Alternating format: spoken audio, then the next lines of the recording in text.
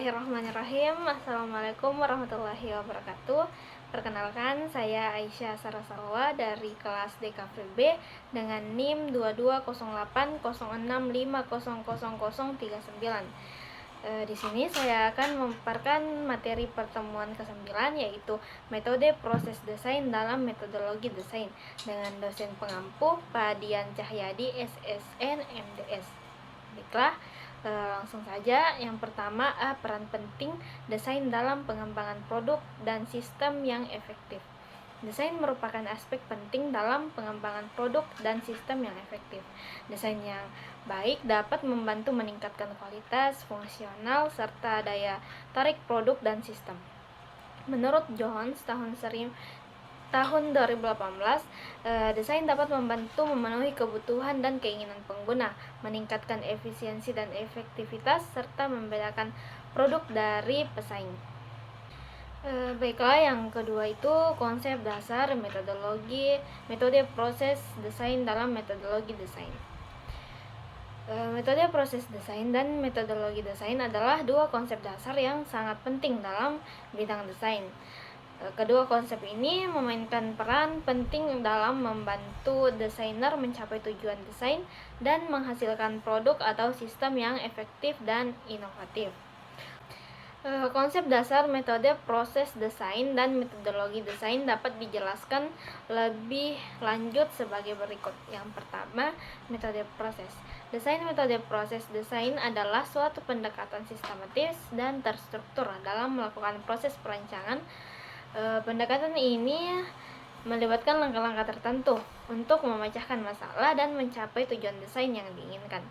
Metode proses desain membantu perancang untuk menciptakan produk yang efektif, efisien, dan berkualitas tinggi. Yang kedua, metodologi desain. Metodologi desain adalah kerangka kerja yang terstruktur dan sistematis untuk melakukan proses desain secara efektif dan efisien. Metodologi desain meliputi langkah-langkah tertentu dalam melakukan analisis, perumusan tujuan, penciptaan ide, pengembangan prototipe, pengujian dan evaluasi, serta implementasi dan produksi produk. Melalui metodologi desain, perancang dapat memastikan bahwa produk yang dihasilkan memenuhi kebutuhan pengguna, pasar, dan industri. Bagian pertama, pendekatan sistem dalam merancang. Yang pertama itu prinsip-prinsip dasar dalam desain sistematis dan efektif.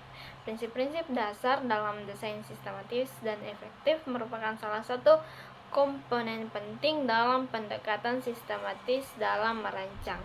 Pendekatan ini dilakukan untuk menghasilkan desain yang efektif dan memenuhi kebutuhan pengguna. Menurut Ullman tahun 2018, terdapat beberapa prinsip dasar dalam desain sistematis dan efektif. Yang pertama, desain haruslah memenuhi kebutuhan fungsional dan non-fungsional pengguna. Yang kedua, desain harus mempertimbangkan faktor-faktor lingkungan dan sosial seperti dampak lingkungan dan keamanan publik. Yang ketiga, desain harus mempertimbangkan faktor-faktor ekonomi seperti biaya produksi dan keuntungan yang dihasilkan. Yang keempat itu desain harus mempertimbangkan faktor-faktor ergonomis dan kenyamanan pengguna. Yang kedua yaitu langkah-langkah dalam metode proses desain. Metode proses desain adalah sebuah pendekatan sistematis dalam merancang produk atau sistem. Menurut Ulrich tahun 2018, ada beberapa langkah-langkah dalam metode proses desain dan setiap langkah memiliki tujuan dan hasil yang berbeda.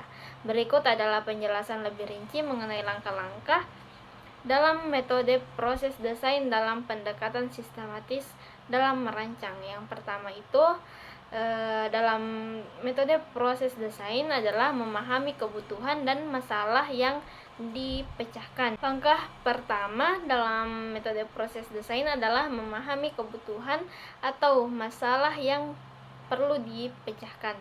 Yang kedua adalah melakukan riset dan analisis pasar. Langkah ketiga adalah membuat konsep desain awal.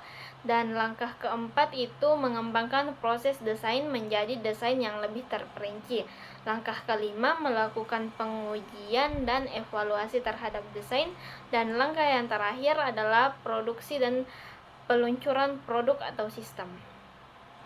Baiklah, yang ketiga atau C yaitu menerapkan strategi desain sistematis pada berbagai bidang desain.